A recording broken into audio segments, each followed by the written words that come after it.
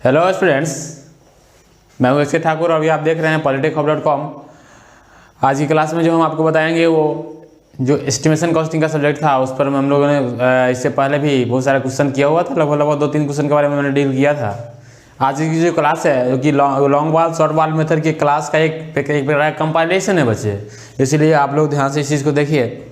आशा है कि आपको ये चीज़ बहुत अच्छी से समझ में आएगी। और आपने अगर पिछला लेक्चर अभी तक नहीं देखा है तो जाइए मेरे प्ले लिस्ट में जा करके और पिछला लेक्चर को प्रेफर कीजिए और देखिए वहाँ से चीज़ क्या हुई थी। आखिरकार वहाँ से लॉन्ग वाल एंड शॉर्ट वाल मेथड की जो समझ होती है वो आपको क्लियर होगी।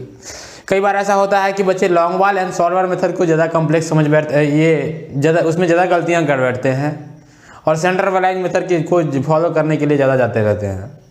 उसमें उन बच्चों के लिए मैं ये कहना चाहता हूँ कि आप ऐसा देखिए, आप ऐसा तब कीजिए जो आपको दोनों जो मेथड्स है, सेंट्रल लाइन मेथड्स और लॉन्ग वाल एंड शॉर्ट वाल मेथड्स, उसके बारे में आपको डिटेल आइडिया पता है तब जाके आपके पास तो अल्टरनेटिव है। अगर आपको सेंट्रल लाइन मेथड आप लोग अगर कमज़ोर है उसमें, अगर नहीं समझते हैं उस चीज़ को, तो लॉन्ग वाल शॉर्ट वाल मेथड से आपको जाना चाहिए। क्योंकि वो उस मेथड में क्या होती है बच्चे कि वहाँ पर मतलब चांसेस ऑफ एरर बहुत ज़्यादा कम हो जाता है ना, क्योंकि वहाँ सब कुछ आपके सामने होती है ना। लेकिन जैसा कि आप जानते हैं कि सेंट्रल लाइन मेथड में कुछ ऐसा होता नहीं है। उस केस में क्या करना पड़ता है कि आपको टी जंक्शंस के लिए, एल जंक्शंस के लिए कुछ ना कुछ डिडक्शंस भी करने पड़ जाते हैं। हालांकि शॉर्ट वाल और लॉन्ग वाल मेथड से के अपेक्षा में सेंट्रल लाइन मेथड बहुत ज़्यादा क्विक एंड फास्ट रिजल्ट देता है। आप इस चीज़ को अभी के लेक्चर में देखेंगे। और जो मैं ये चीज़ अभी बनाया हुआ ये एक प्रकार का फिगर है और इस फिगर में जो डिटेल्स दिया गया है उस डिटेल्स के बारे में उसका मैं एस्टिमेशन एंड कॉस्टिंग निकालने जा रहा हूँ कि आखिरकार इसका एस्टिमेशन एंड कॉस्टिंग होगा क्या।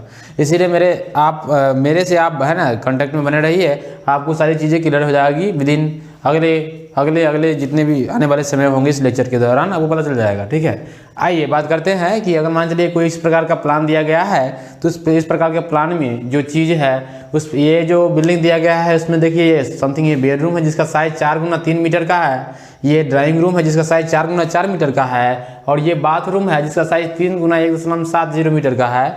और इसी प्रकार से ये कोई ओपन स्पेस है जिसकी साइज जो है 1.4x1.1 है, यानी कि 1.4 मल्टीप्लाइड बाई 1.1 मीटर है।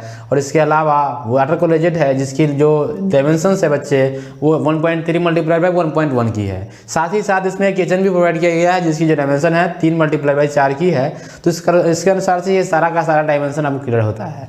आप यहाँ पर देख सकते हैं कि ये W2 है, यानी कि window number 2, window number 1 and ventilator यहाँ पर लगाया गया है। यहाँ पर W1 लगाया गया है, विंडो 1 लगाया गया है, विंडो 3 लगाया है, यहाँ पर विंडो 1 यहाँ पर लगाया गया है, यहाँ पर विंडो 2 लगाया गया है। और साथ ही साथ एक चीज़ और देखिए बच्चे, ये विंडो 2 नहीं है, विंडो 1 है। ठीक है, उसके अलावा देखिए स्टूडेंट्स यहाँ पर ये जो चीज़ आपको दिख रहा है कि ये सबसे पहले अब हम उसके बाद क्या होगा स्टूडेंट्स, डोर होगा तो डोर 1 यहाँ पर लगाया गया है। ठीक है ना, D1 यहाँ पर भी लगाया गया है, D2 ये है, इस प्रकार से D1 ये है ना।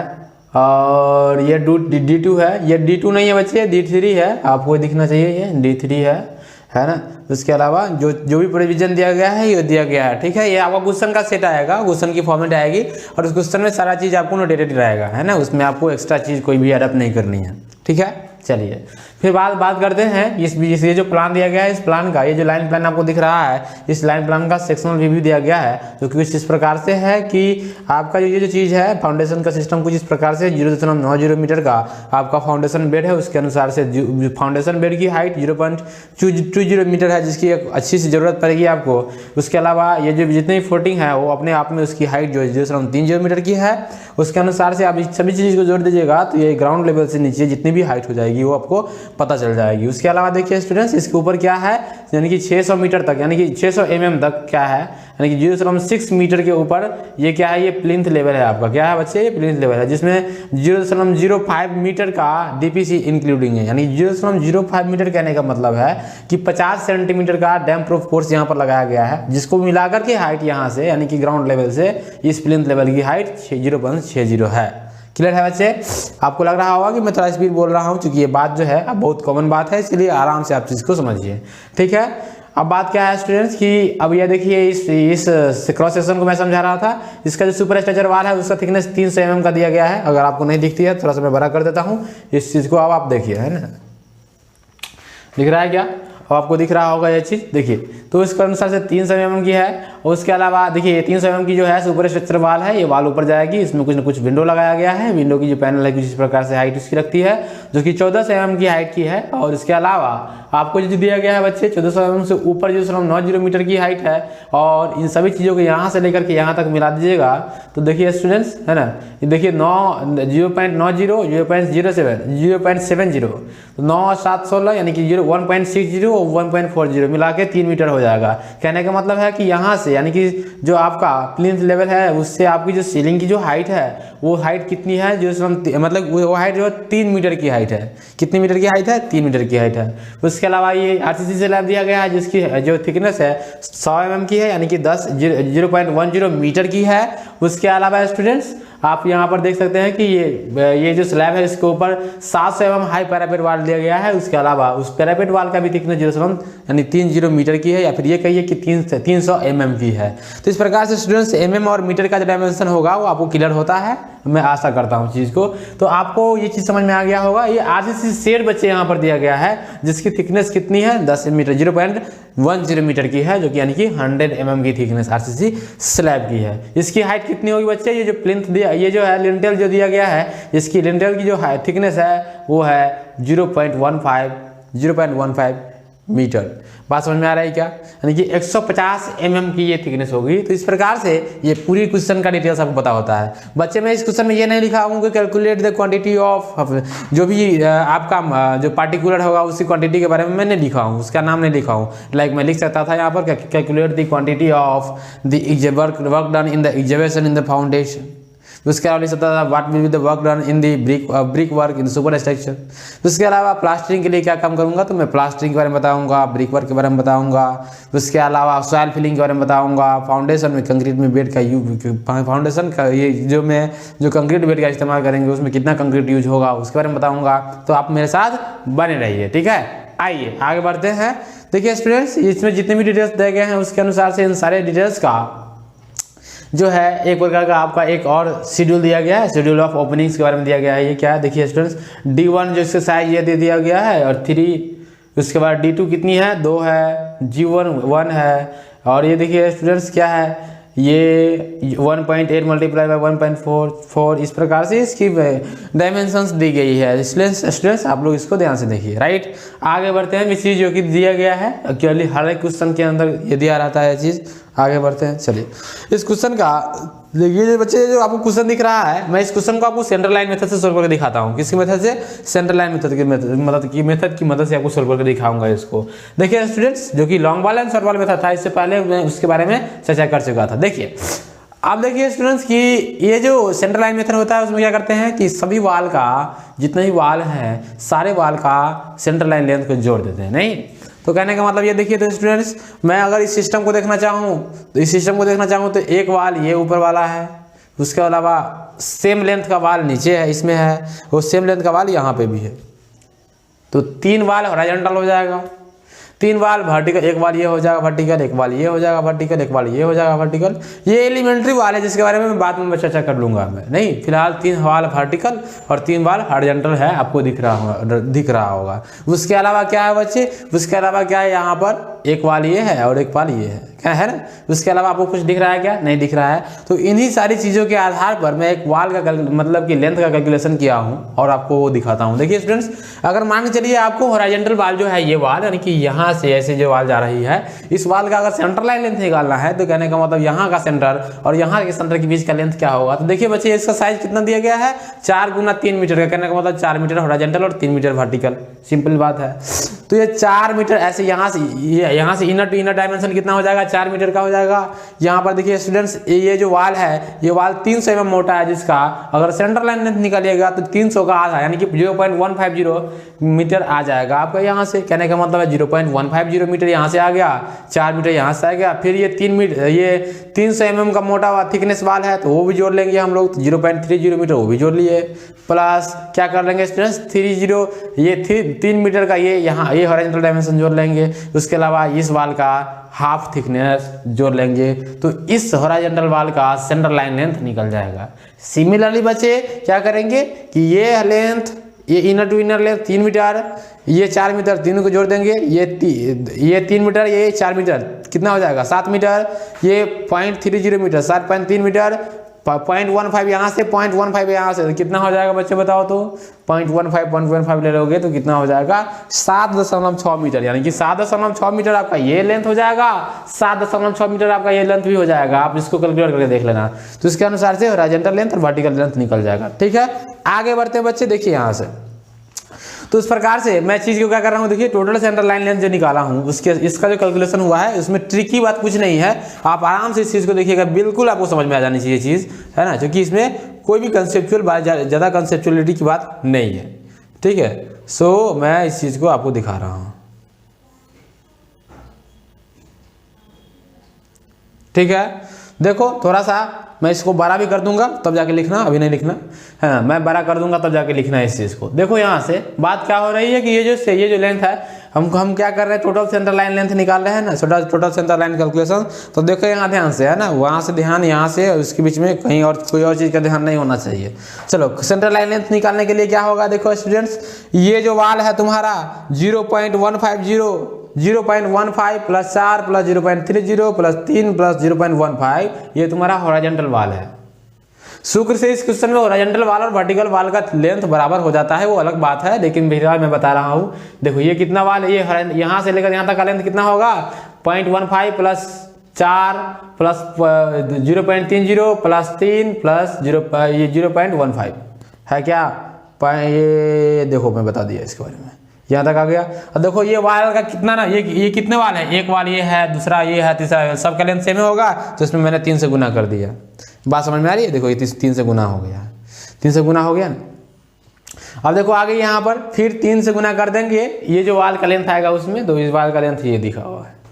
अब देखो स्टूडेंट्स आगे बच्चे बढ़ते हैं, क्या है आगे है 0.15 प्लस 3 प्लस 0.15। अब देखो तो स्टूडेंट्स बात क्या है कि ये जो डिस्टेंस है, ये जो लेंथ है, ये लेंथ मतलब कि इस वाल का यहाँ से लेकर के यहाँ तक का जो लेंथ है उसको देखो।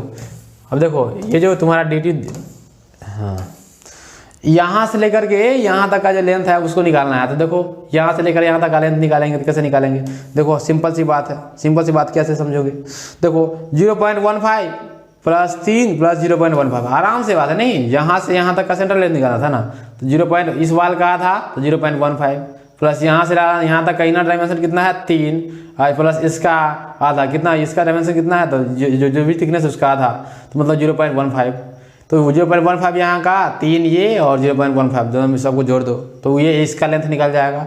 फिर इसके लेंथ में अगर हम लोग 2 से गुना कर देंगे तो ये लेंथ और ये लेंथ सेम नहीं हुआ, यानी कि ये लेंथ और ये लेंथ सेम है। तो इसमें चूंकि देखो अब इसमें 2 से गुना नहीं करना पड़ेगा, क्यों नहीं गुना करना पड़ेगा, यहाँ पर लैग कर रहे थे हम लोग, सॉरी क्या कर रहे थे स्टूडेंट्स, इसका तो कैलकुलेशन मैंने इसके साथ कर लिया है, बच तो यहाँ आ रहा था ये और ये बच रहा था, नहीं तो ये अलग करेंगे, जिसकी ज़रूरत नहीं है, जिसमें ये लिखा हुआ है इसकी ज़रूरत नहीं है। नहीं कहने का मतलब है कि ये लाइन जो दिख रहा है आपको, इस लाइन का लेंथ में इसको जोड़ने की ज़रूरत नहीं है। तो ये लेंथ जो मिल गया, अब वो लेंथ प्लस क्या हो जाएगा, अब इस वाल का लेंथ क्या होगा, है ना, इस वाल का लेंथ देखो, इस वाल का लेंथ क्या होगा, उसको निकालने के लिए क्या करेंगे, देखो ये वर्टिकल डायमेंशन कितना का है 1.1 का है, तो 1.1 इसका इनर टू इनर डायमेंशन हो जाएगा, उसके अलावा 0.15 इसमें घुस जाएगा, 0.15 इसमें घुस जाएगा।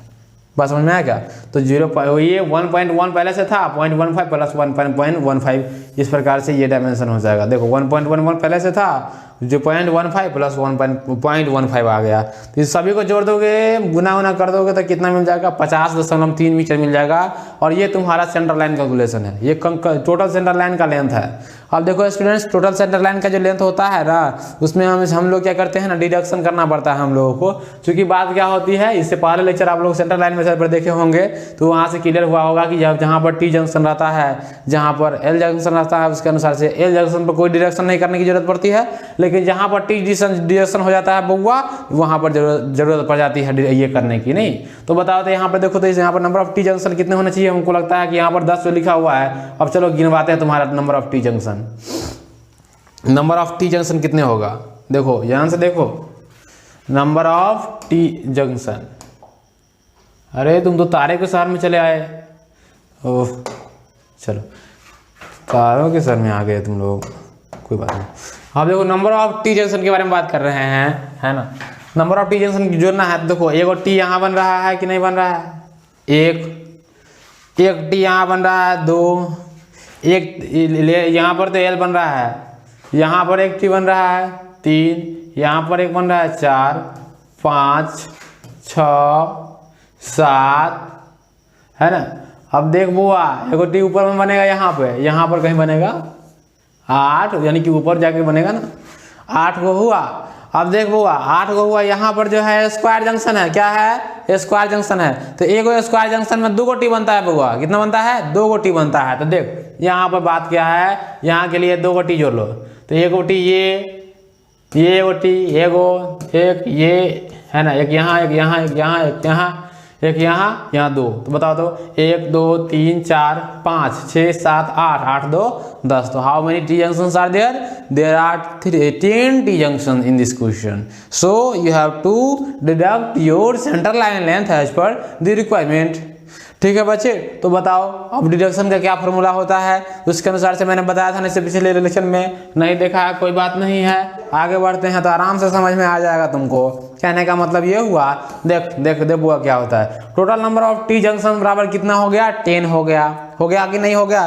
तो इसीलिए 10, अब यहाँ से जो लेंथ में डिडक्शन टोटल लेंथ जो हो जाएगा, जो कि डिडक्ट करने के लिए हम करने के बाद हमको मिलेगा क्या, सेंटर लाइन लेंथ में से हम लोग है ना जंक्शंस के लिए डिडक्शन को माइनस कर लेते हैं, जिसके लिए फार्मूला होता है centre line length minus width of जो भी कंपोनेंट हम लोग लेना चाहेंगे वो बटा 2 multiplied by number of T junction. How many number of T junctions are there?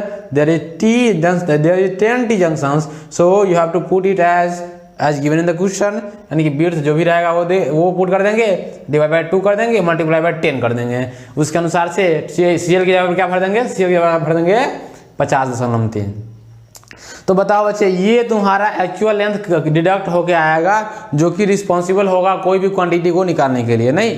तो इस प्रकार से ये सेंटर लाइन लेंथ के पास एक खिलोचा होता है, ये चीज़ कैलकुलेशन आपको अगर समझ में आती है तो आराम से चीज़ बन जाएगी सेंटर लाइन मेथड में। अब देखो सेंटर लाइन मेथड आ गया समझ में, यानी कि total length of centre line find करना पड़ेगा अब हम लोगों को। चलो ये फॉर्मूला समझ में आता है कि नहीं आता है? आता है, चलो यहाँ तक आता होगा। अब क्वेश्चन के लिए हम लोग बनाते हैं मेजरमेंट शीट बनाना पड़ेगा कि नहीं बनाना पड़ेगा बउआ? मेजरमेंट शीट बनाना पड़ेगा। ध्यान से देखो इस चीज को, देखो ये है तुम्हारा मेजरमेंट शीट में जो मेरा पहला आंसर मैंने लिखा है वो लिखा है earthwork in execution in foundation. क्या लिखा है? Earthwork in execution in foundation लिखा है ना। अब देखो earthwork in execution in foundation जो होता है, उस earthwork in execution in foundation को निकालने के लिए पहले तो हमको टोटल सेंटर लाइन लेंथ निकालना पड़ेगा, और लेंथ बराबर क्या होगा बच्चा, सेंटर लाइन लेंथ में से डिडक्शन कर लेते हैं, तो W/2 into T. How many number of T? T is 10, so 50.3 metre में से माइनस कर लेंगे। अब बताओ देखो earthwork in execution in foundation निकालना है ना, तो बताओ सबसे नीचे वाला कंक्रीट बेड की जो चौड़ाई होगी वो ना विड्थ की वैल्यू होगी, यानी कि W की जगह पर हम लोग क्या पुट करेंगे 0.90, क्योंकि कंक्रीट बेड की चौड़ाई देख वो क्या है, कंक्रीट बेड की चौड़ाई क्या है 0.90 है ना। कंक्रीट बेड की चौड़ाई अगर 0.90 है तो इतना ही चौड़ा गधा नीचे खनते हैं, तो उस केस में इतना चौड़ा गधा खनने के लिए माटी जो निकलेगा उसके लिए उस केस में हम लोग विड्थ क्या करेंगे, ये लेंगे नहीं 0.90। सिमिलरली ये बात बताओ तो बउआ, अगर यहाँ पर हम लोग अर्थवर्क निकाल रहे हैं, ये किसी केस में अगर मान चलिए इस स्टेप का हमको ब्रिक वर्क निकालना पड़ेगा, तो उस केस में W की वैल्यू कितनी भरेंगे 0.5, अगर इसकी निकालना पड़ेगा तो 0.6 भरेंगे, इसकी निकालना पड़ेगा तो 0.4 भरेंगे, बाकी बात सब लेंथ सेम रहेगा। तो देखो स्टूडेंट्स 0.90 हम लोगों को लेना पड़ेगा ना, तो आओ चलो 0.90 लेते हैं, है ना। चलो तो 0.90 वहाँ पर W की जगह पर ले लेना, यहाँ पर थोड़ा सा रब हो गया था, 0.90 ले लो, 0.90 divide by 2 multiply by T की जगह पर कितना 10, तो बताओ तो बुआ कितना हो जाएगा, दोनों को गुना करके आंसर लिख देंगे 50.3 minus 0.90 divide by 2 multiply by 10 will be equal to 45.8 metre. ये कितना हो गया बच्चे, लेंथ हो गया, क्या हो गया 45.8 मीटर इसका लेंथ हो गया। अब इसके अनुसार से देखो तो, है ना, इसके अनुसार से देखो तो 1 नंबर ऑफ वाल्व होगा टोटल, यानी कि इस प्रकार के अरेंजमेंट का कितना सिस्टम है, कितना नंबर ऑफ सिस्टम है, 1 सिस्टम है। सो 1 नंबर में 1 लिख देंगे, लेंथ में 45.8 लिख देंगे, है ना। उसके अलावा देखो ये सब चीज़ जो है ना 45.8 से जो भी चीज़ आती है, ये सब चीज़ कैलकुलेटर का यूज करो। देखो मैं एक समय के लिए अभी कैलकुलेटर यूज करके दिखाता हूँ। 50.3 क्या लिखा हुआ बउआ, 50.3 मल्टीप्लाइड बाय, चूँकि मुझे एक शक है 50.3 मल्टीप्लाई बाय 0.90, कहने का मतलब यह है 0.90 बाई 0.45 मल्टीप्लाइड बाय 50.3 माइनस 9 का बुआ माइनस 0.45 मल्टीप्लाइड बाय 10। अब बताओ कितना होगा? 45.8, तो क्या है 45.8 है नहीं। चलो क्लियरेंस क्लियर हुआ 45.8 45.8 मल्टीप्लाई बाई, अब देखो विड्थ की वैल्यू 0.90 पुट करो, हाइट कितनी है देखो students, earthwork in equation in foundation करने के लिए जितनी भी गहराई होगी फाउंडेशन की वो सारा ले लेंगे, 1.1 इसकी गहराई हो जाएगी। देखो कैसे होता है गहराई 1.1।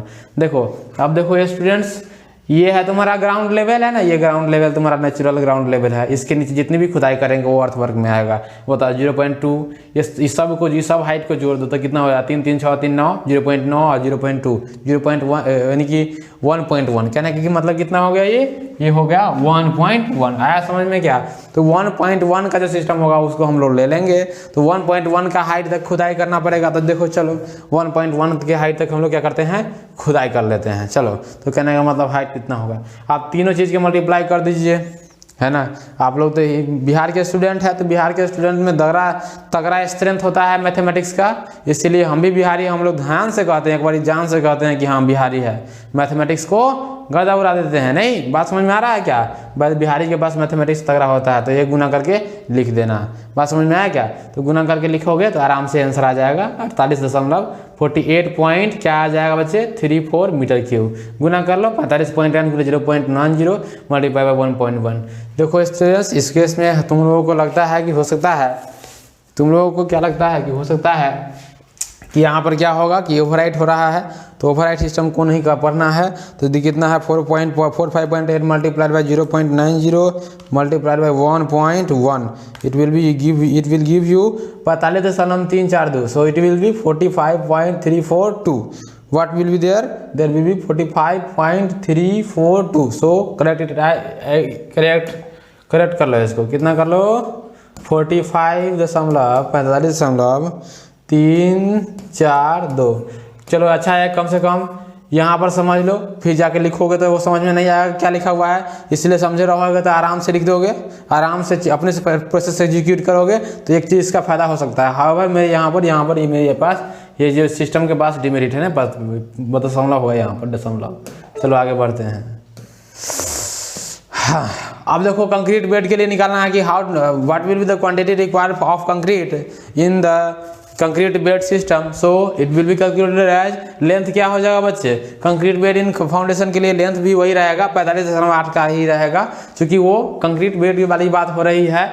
उस केस में इसका विड्थ कितना है? देखो तो कंक्रीट बेड का भी कितना लेंथ रह जाएगा? 0.90 इसका विड्थ रह जाएगा। टोटल सेंट्रल लाइन लेंथ में से माइनस करते हैं W/2 मल्टीप्लाइड बाई 10, W/2 कितना हो जाएगा? W 0.90। तो बात भे गलो यही बउआ, यही बात भे गलो कि नहीं भे गलो? कहने का मतलब 50.3 minus 0.90/2 multiplied by 10, it will give you 45.8 and it is the length will be it is the length here. So length of the concrete bed in foundation will be 45.8 and इसका जो विड्थ होगा, चौड़ाई होगा 0.90 हो जाएगा। इसकी height 0.20 दी हुई है, 0.20 से इसकी हाइट हो जाएगी, मल्टीप्लाई कर दीजिएगा बुआ तो कितना हो जाएगा? 8.24 मीटर क्यूब हो जाएगा। सॉल्व हो गया सवाल। तीसरा सवाल देखते हैं स्टूडेंट्स। तीसरा क्वेश्चन है ब्रिक वर्क इन फाउंडेशन। तो ब्रिक वर्क करना है फाउंडेशन में, तो फाउंडेशन में ब्रिक वर्क करना है, तो बताओ तो बच्चे, ये जो फाउंडेशन जो दिख रहा है तुमको, उसमें ब्रिक वर्क करने के लिए क्या करना पड़ेगा? इस पे ये फर्स्ट स्टेप का पहले करना पड़ेगा, सेकेंड स्टेप का करना पड़ेगा, और ये प्लिंथ वाल का करना पड़ेगा ना। First step, second step, plinth वाल का करना पड़ेगा। इसलिए बिल्डिंग कंस्ट्रक्शन में एक बात खूब चलती है दिमाग में कि बात बताओ, प्लिंथ क्या होगा? फाउंडेशन का पार्ट होगा कि सुपर स्ट्रक्चर का पार्ट होगा? तू लोग एक चीज पढ़ ले है, याद कर ले है ना, थर्ड सेमेस्टर से, कि बिल्डिंग का वो पार्ट जो जमीन के ऊपर होता है ना, उसको सुपर स्ट्रक्चर बोलते हैं, जमीन के नीचे होता है उसको फाउंडेशन बोलते हैं। अब बताओ कि यहाँ पर तो जमीन के ऊपर, यहाँ से ऊपर वाला पार्ट ये है, यहाँ से नीचे भी इसका पार्ट है, चीज सिस्टम क्या है? कंटिन्यू है। तो अब बता कि यहाँ पर प्लिंथ को क्या कहेगा? फाउंडेशन कहेगा कि सुपर स्ट्रक्चर कहेगा? बता, प्लिंथ किसका पार्ट है? सुपर स्ट्रक्चर का पार्ट है कि फाउंडेशन का पार्ट है? तो स्टूडेंट्स वहाँ पर बात हो जाती है विवाद वाली, है ना, लड़का सम्मान में नहीं करता रहता है। हम कहते रहे कितना बुआ, ये बात मानो, ये बात मानो, तो नहीं मानता रहता है।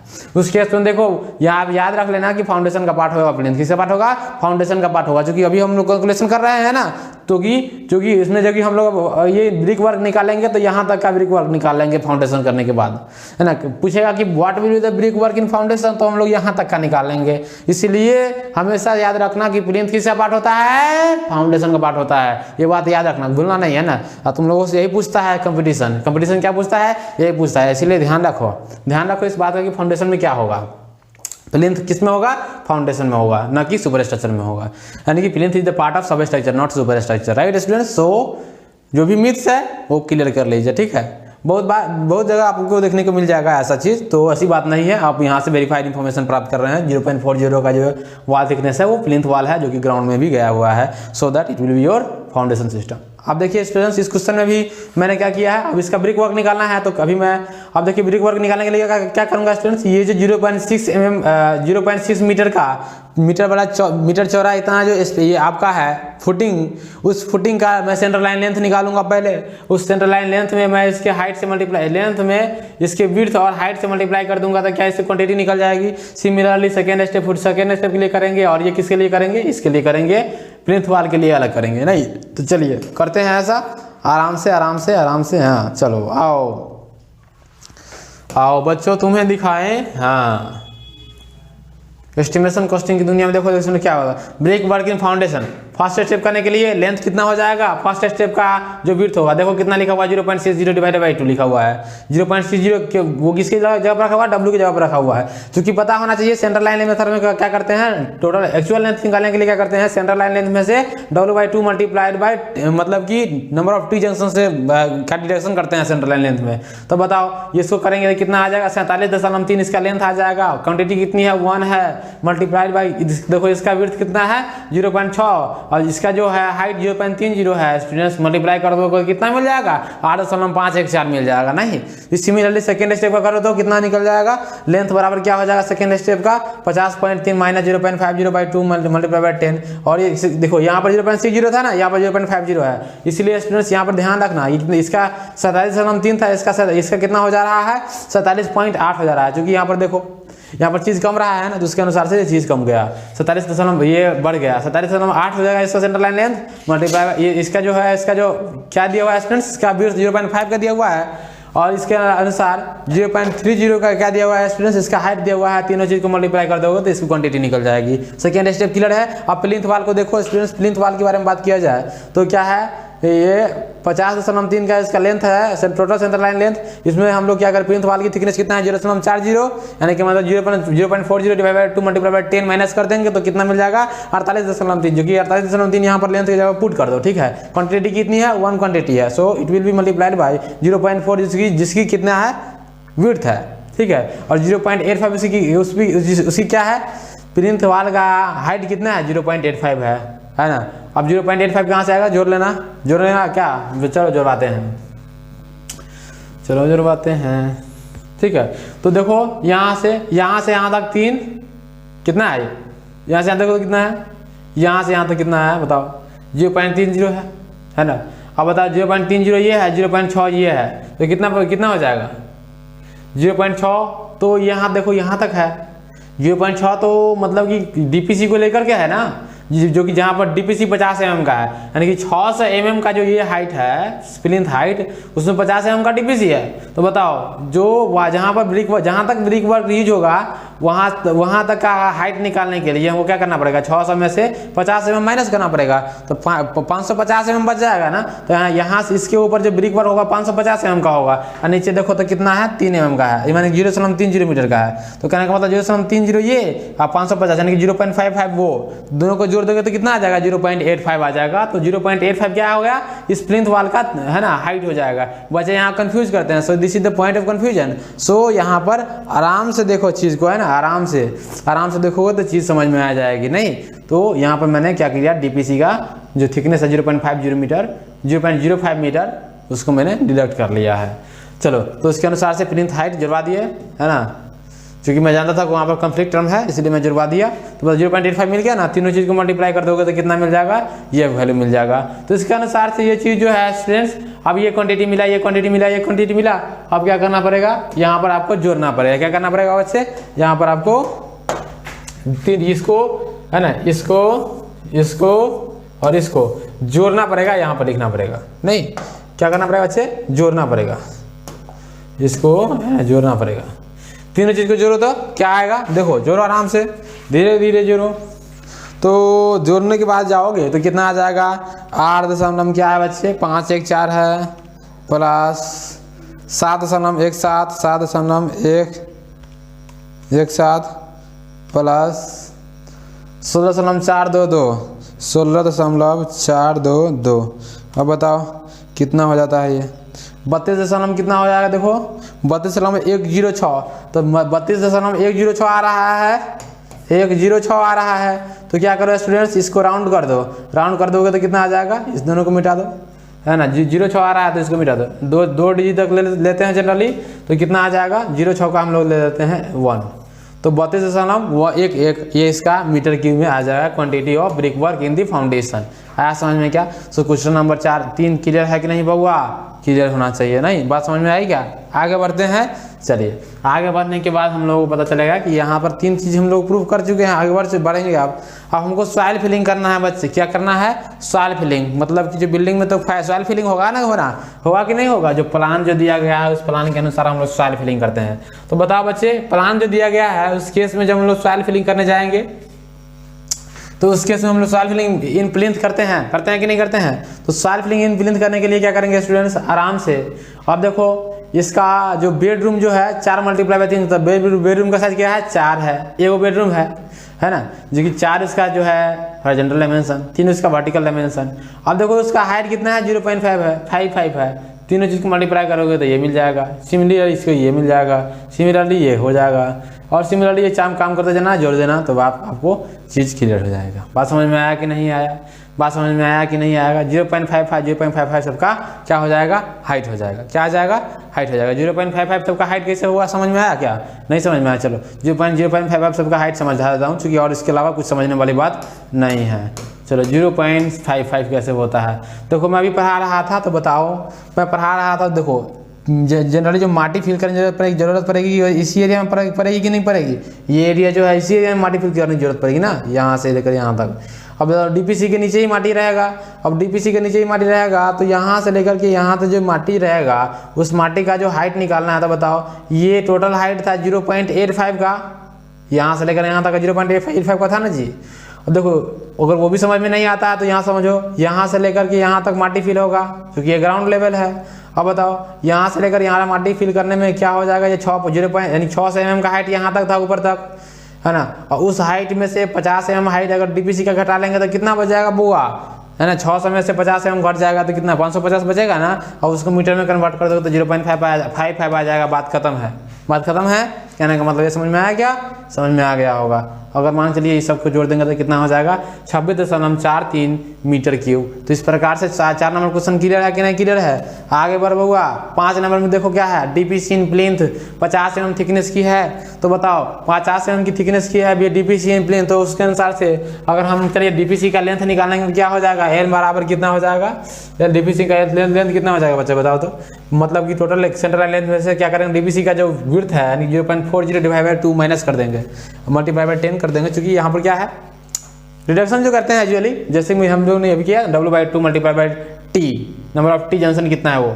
तो देखो W कितना है 0.40, इसका कितना हो जाएगा 0.40 इसका विड्थ हो जाएगा बाय 2 मल्टीप्लाई बाय 10। उसके अनुसार से कर देंगे तो इसका लेंथ निकल जाएगा 48.3। एक नंबर क्वांटिटी कितनी है, 1 है।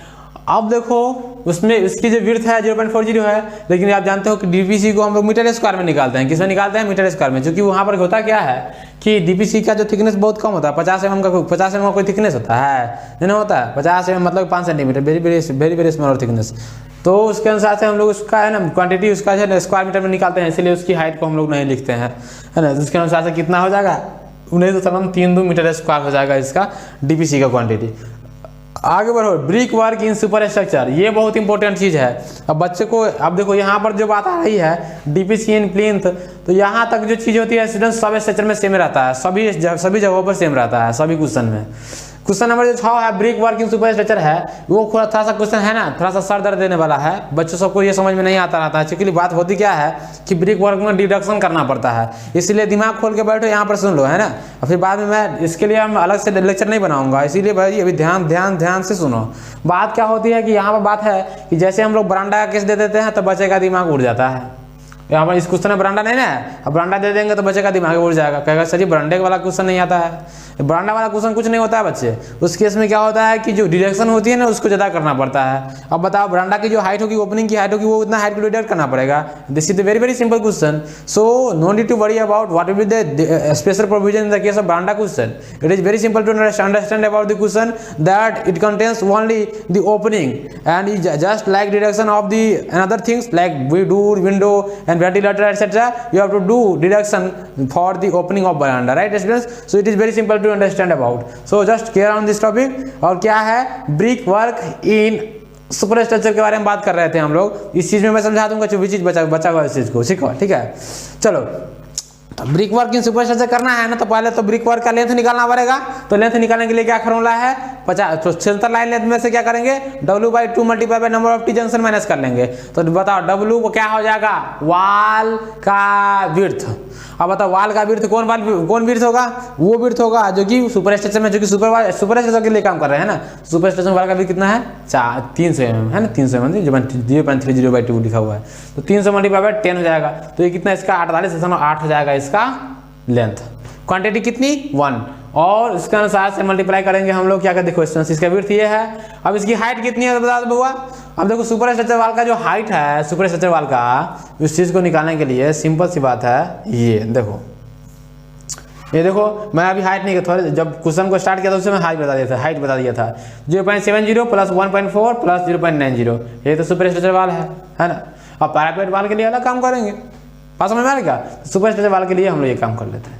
तो कितना तीनों को जोड़ोगे तो कितना आ जाएगा 3 मीटर का हाइट आ जाएगा कि नहीं आ जाएगा, सिंपल सी बात है ना, सिंपल सी बात है। तो 3 मीटर का हाइट हम लोग ले लेते हैं, नहीं तो 3 मीटर का हाइट हो जाएगा, तो 3 से मल्टीप्लाई करना पड़ेगा कि नहीं करना पड़ेगा।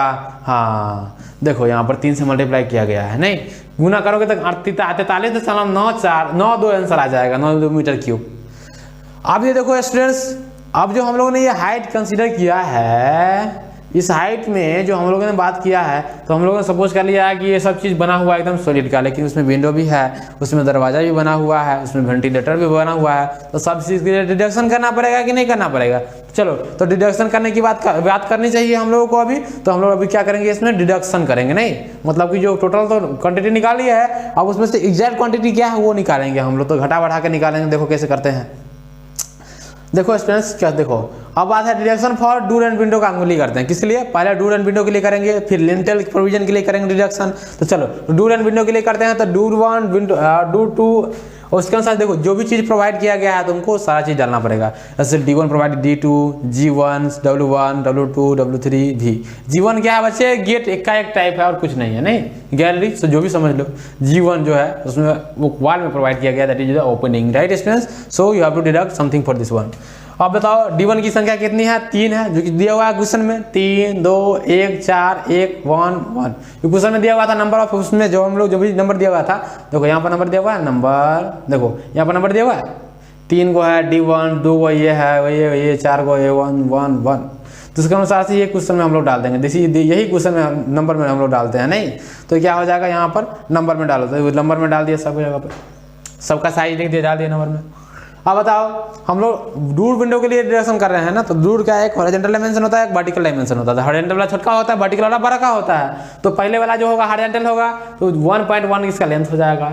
इसका जो है स्टूडेंट्स 1 पॉइंट लेंथ का, डोर का जो हाइट हो जाएगा कितना हो जाएगा 2.1।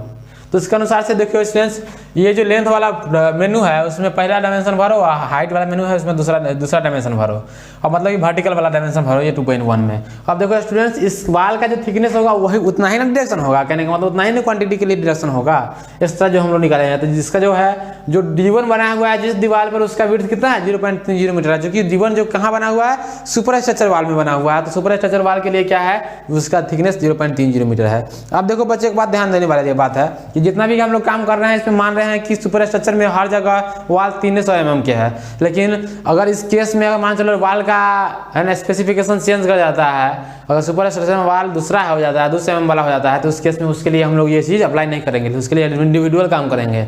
बात समझ में आ रही है क्या? चलो, तो उसके अनुसार से हम लोग काम करते हैं। तो यहाँ पर कितना है, सब वाले सूत्र से क्या है, एक ही थिकनेस का है, इसीलिए हम लोग इसका काम कर लेते हैं। क्लियर?